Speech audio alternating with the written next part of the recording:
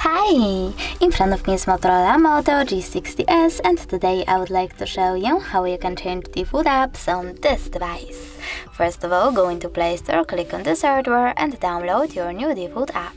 In my case, it will be Opera Mini. Wait for it to download and click Home button instead of opening it.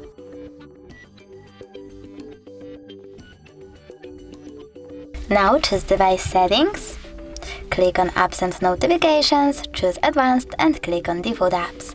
Over here, pick one of those sections. I want to change my browser apps. I have to tap on this section over here and click on the preferable one, like Opera Mini.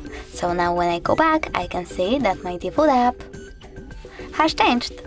Thanks so much for watching. If you enjoyed this video, leave a like, comment and definitely subscribe. Bye!